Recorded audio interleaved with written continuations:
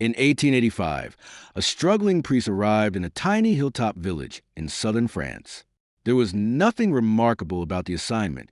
The village was small. The church was deteriorating. The population was shrinking. If anyone had predicted that this forgotten corner of France would one day attract treasure hunters, historians, journalists, and curious travelers from around the world, they would have been laughed out of the village. Yet within a few years, something happened that nobody could explain. The priest began spending money. A lot of money. He restored buildings, purchased expensive decorations, entertained important visitors, funded projects that should have been impossible for someone living on a modest church salary. People asked where the money came from. The answers never satisfied anyone. More than a century later, the same question remains. Did he uncover a hidden treasure? Ancient documents? A secret powerful enough to change his life forever? Tonight, we travel to Rennes-le-Château, where a poor priest became unexpectedly wealthy, and where one discovery may create one of France's greatest historical mysteries. Part 1. The village that nobody noticed. Long before books, documentaries, and treasure hunters transformed Rennes-le-Château into a destination for curious travelers, it was simply a small village perched high above the valleys of the Aude region in southern France. Even today, visitors are often surprised by how modest the village appears. Narrow streets wind between old stone buildings. The surrounding landscape stretches for miles, revealing vineyards, forests, and distant ridges that glow under the Mediterranean sun. It is undeniably beautiful, but beauty alone does not explain why people travel from around the world to stand here. In the 19th century, there was even less reason to visit. Major trade routes bypassed the village. Economic opportunities were limited. Many young residents left in search of work elsewhere. The population gradually declined. Rennes-le-Château seemed destined to remain one of countless quiet communities scattered across the French countryside. When Bérenger Saunière arrived in 1885, he stepped into a village facing challenges familiar to many rural communities of the era. Resources were scarce. The church dedicated to Mary Magdalene showed clear signs of neglect. Portions of the structure required repair. Interior furnishings were aging. The parish generated little income. From a career perspective, it was not considered an attractive assignment. Ambitious priests often hoped for positions in larger towns where influence and opportunities were greater. Rennes-le-Château offered neither. Yet Saunière approached the situation differently. Rather than viewing the village as a temporary stop, he appeared determined to improve it. Those who study his life often note that he possessed unusual energy and persistence. He was not content to simply maintain the status quo. Soon after arriving, he began identifying projects that needed attention. The church required restoration. The grounds needed improvement. Buildings demanded maintenance. These goals were reasonable, but they presented an obvious problem. Every repair required money, and the parish had very little. Like many clergy of the time, Saunière sought donations and support wherever he could find them. There was nothing unusual about that. Across France, churches depended on contributions to fund restoration work. Nobody looked at the young priest and imagined he would become the center of a mystery discussed more than a century later. As renovation plans moved forward, attention focused on the church itself. The structure had stood for generations, surviving political upheavals, economic hardships, and changing times. Restoration work often reveals forgotten details hidden beneath years of neglect. Old walls are examined, floors are lifted, decorative elements are repaired or replaced. During these projects, workers sometimes encounter items left behind by earlier generations. Most discoveries are mundane. Occasionally, they are not. Accounts surrounding Rennes-le-Château differ in their details, but many versions describe unusual findings connected to restoration efforts. Some stories mention ancient parchments. Others refer to concealed objects discovered within parts of the church. Historians continue debating exactly what occurred, but one fact remains significant. The stories began during the period when Saunière was overseeing repairs. At first, nothing dramatic seemed to happen. The church gradually improved. Necessary work moved forward. Residents likely appreciated seeing local landmarks restored rather than abandoned. Yet subtle changes soon appeared in the priest's circumstances. Small projects expanded into larger ones. Improvements accelerated. Expenditures increased. The pace of development began exceeding what many villagers expected from a parish operating on limited resources. People noticed because village life leaves little room for anonymity. In large cities, financial changes can go unnoticed. In small communities, everyone sees what is happening. The priest's ambitions continued growing. Repairs led to renovations. Renovations led to construction. New ideas emerged. New purchases followed. As months turned into years, the scale of spending became increasingly difficult to reconcile with his known income. Villagers talked among themselves. Some admired the improvements. Others wondered how they were being financed. At this stage, there were no grand treasure theories. Nobody was discussing ancient conspiracies. The questions were far simpler. How could a priest assigned to a struggling village afford so much? Why did the flow of money seem to increase rather than decrease? Most importantly, what had changed? The answers never arrived. Instead, the spending continued. And with every new project, curiosity grew stronger. The forgotten village on the hilltop was about to become the center of a mystery that would outlive everyone involved. The young priest who arrived with modest means was slowly transforming both the church and his own future. Before long, people would stop asking how the renovations were being funded. They would begin asking a far more intriguing question. What had Bérenger Saunière found? Part 2. The priest who shouldn't have had money. The transformation did not happen all at once. That is what makes the story so fascinating. If Bérenger Saunière had suddenly appeared with a fortune overnight, the explanation might have been easier to uncover. Instead, the changes arrived in stages, each one creating a little more curiosity than the last. A repair here, an improvement there, then another project, then another. Individually, each expense could be explained. Together, they create a financial picture that made less sense with every passing year. By the early 1890s, residents of Rennes-le-Château were witnessing something unusual. The church restoration had expanded far beyond basic repairs. Saunière was no longer simply fixing structural problems. He was transforming the entire property. New decorative elements arrived from distant workshops. Religious statues were purchased. Artistic details appeared throughout the church. Materials that cost money continued arriving in a village where money was supposed to be scarce. The improvements were impressive, but they also raised an uncomfortable question. How was he paying for all of it?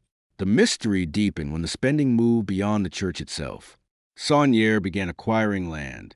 Construction projects appeared that had little to do with ordinary parish responsibilities.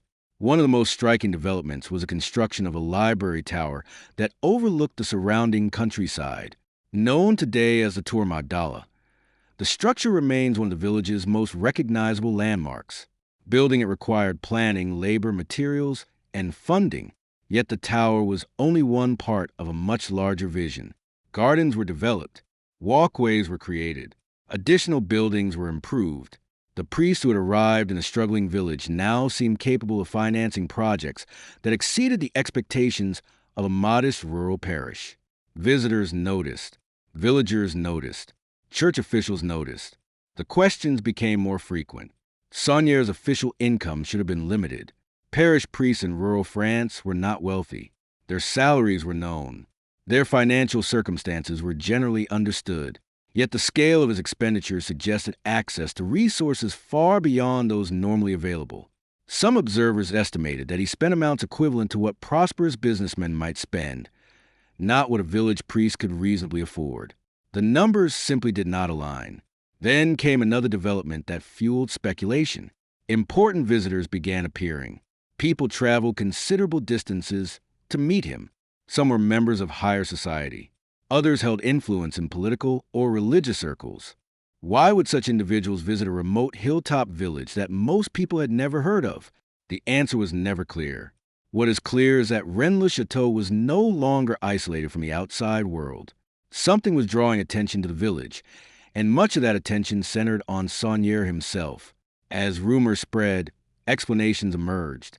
Some people believed wealthy benefactors were secretly supporting his projects. Perhaps a generous donor admired his work and preferred to remain anonymous. This theory sounded reasonable at first, but evidence remained limited. Others suggested that he had inherited money from relatives or supporters. Again, no convincing documentation emerged. Every explanation solved one problem while creating another. Then villagers began comparing what they knew: the tower, the gardens, the church decorations, the land acquisitions, the furnishings, the constant flow of improvements. Each item represented another expense. Each expense required funding. The cumulative total became increasingly difficult to ignore.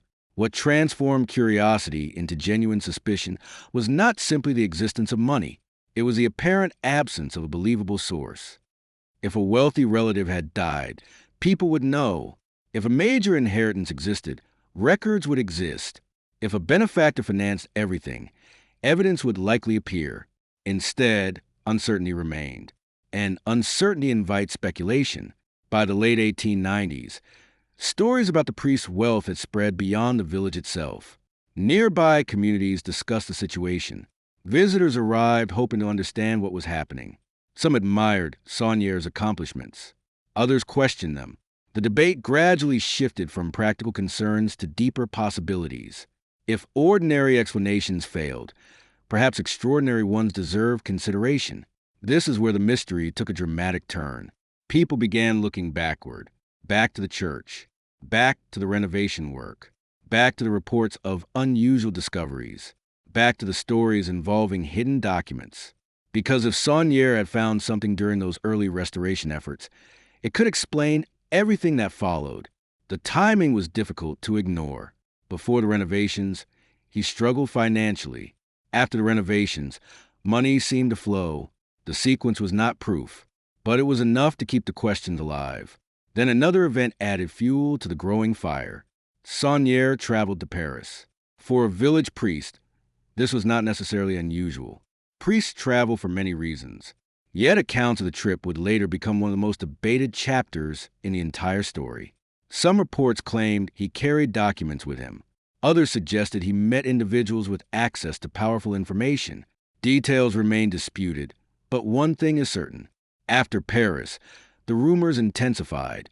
People no longer asked whether something unusual had happened. They began asking what it was.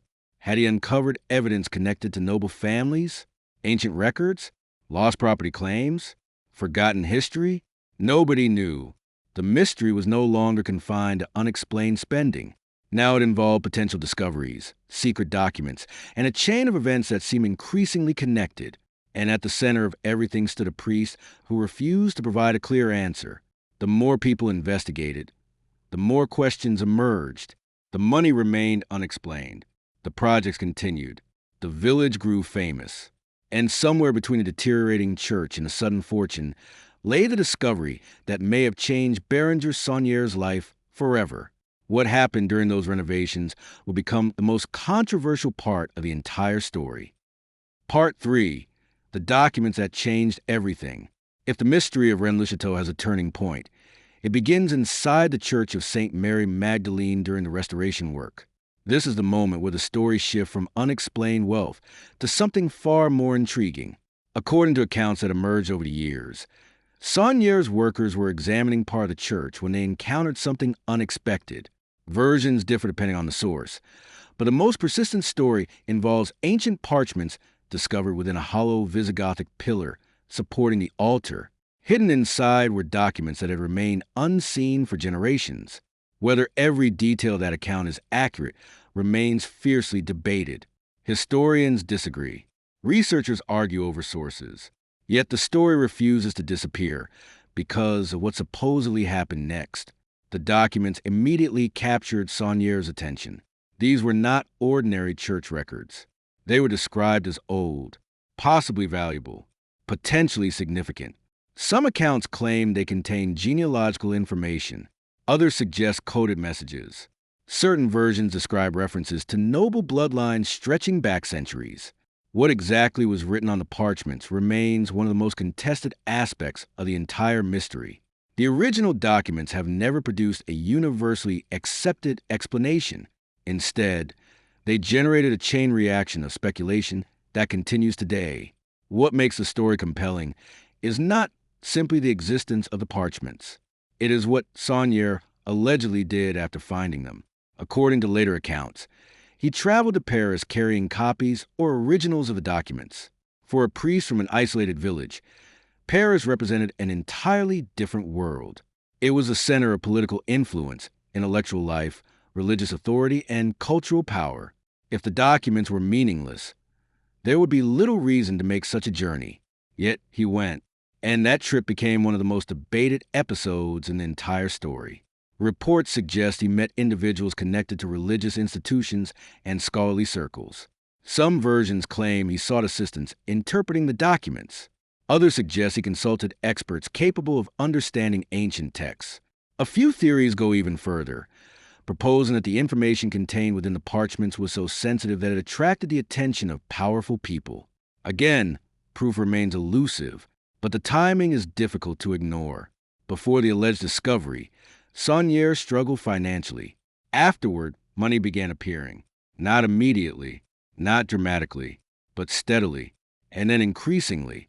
The sequence became the foundation for nearly every theory that followed. Some researchers believe the documents revealed information about forgotten property rights. If true, valuable land or assets could potentially have been claimed. Others suggest hidden deposits of wealth connected to earlier generations. Southern France possesses a complex history involving Roman settlements, Visigothic rulers, medieval nobles, and religious conflicts. Over centuries, fortunes were lost, hidden, seized, and redistributed. The idea that forgotten wealth might exist somewhere in a region is not impossible. Yet another possibility fascinated researchers even more.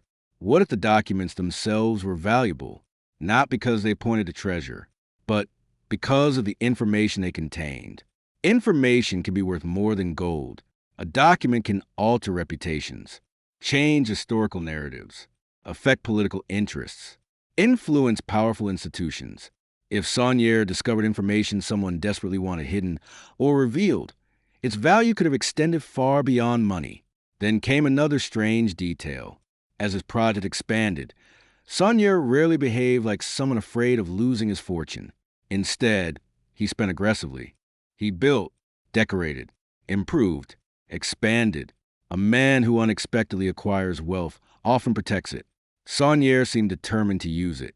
That behavior has puzzled researchers for decades. Was he confident the money would continue? Did he know something others did not? Or was he simply enjoying opportunities he never expected to possess? The questions multiplied. Then another mystery emerged. Visitors began noticing unusual symbols and decorative choices around the church grounds. Certain inscriptions attracted attention. Religious imagery appeared alongside elements that researchers later scrutinized for hidden meaning. Over time, every statue, every inscription, and every architectural feature became part of the investigation. Some observers saw clues. Others saw coincidence. The problem was that nobody could separate fact from interpretation with complete confidence. And that uncertainty allowed the mystery to grow. As years passed, the story evolved beyond the village itself. Writers became interested, researchers arrived, rumors expanded, theories became increasingly ambitious. Some connected Rennes-le-Château to hidden treasure, others connected it to secret societies. Some suggested links to medieval orders, others proposed connections to lost archives. Then came the theory that would transform the village into an international phenomenon, a theory so extraordinary that it would attract millions of readers and inspire decades of debate. According to this idea, the documents discovered by Saunière contained information capable of rewriting accepted history itself. Not treasure, not gold, not property. History, whether true or false. The theory changed everything. The village was no longer simply a place where a priest became wealthy. It became a place where people believed a secret might exist that powerful individuals had spent centuries protecting. And from that moment forward, Rennes-le-Château stopped being a local mystery. It became a global one. The problem was that every new theory created another challenge. The more attention the story received, the harder it became to distinguish evidence from imagination. Yet despite decades of investigation, one stubborn fact remained unchanged. Nobody could fully explain where Saunière's money came from. And that unanswered question continues to keep the mystery alive. Part 4:4, the village that became a question. Most mysteries fade with time. Witnesses die, documents disappear, and public interest moves elsewhere. Rennes-le-Château followed the opposite path. The farther it moved from the lifetime of Bérenger Saunière, the larger the mystery became.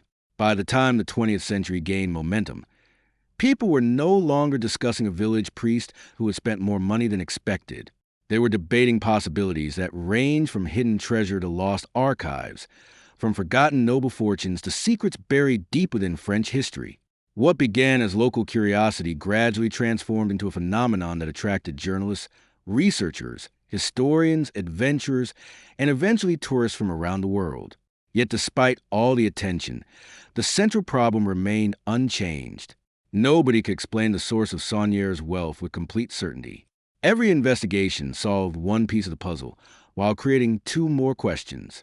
Some researchers examined financial records and proposed that the priest may have accumulated money through the sale of religious masses on a scale that violated church regulations. The theory explained part of the income, but critics argued it failed to account for the full extent of the spending. Others searched for evidence of wealthy benefactors operating behind the scenes.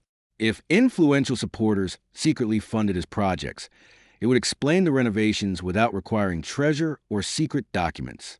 Yet, once again, the evidence remained incomplete. Theories emerged. Evidence was debated. Certainty remained elusive. Then the mystery entered an entirely new phase. Writers began connecting Rennes-le-Château to larger historical narratives. Some proposed that the documents allegedly discovered during the church restoration contained information linked to medieval noble families. Others suggested the parchments pointed toward hidden repositories of wealth accumulated during centuries of political upheaval. Southern France had witnessed Roman occupation, Visigothic rule, crusades, religious conflicts, and shifting alliances among powerful families. The region possessed layer upon layer of history, providing fertile ground for speculation. If a secret had survived somewhere within that landscape, Rennes-le-Château seemed like the perfect place for it to emerge. As books appeared, public fascination accelerated. Visitors arrived not simply to see the village, but to search for clues. Every path became significant. Every stone attracted attention. Every architectural detail inspired interpretation. Travelers wandered through the church studying inscriptions. They examined statues. They photographed carvings. They compared notes with fellow visitors. What made the phenomenon remarkable was that different people arrived seeking different answers. Some hoped to uncover evidence of hidden treasure. Others wanted historical explanations.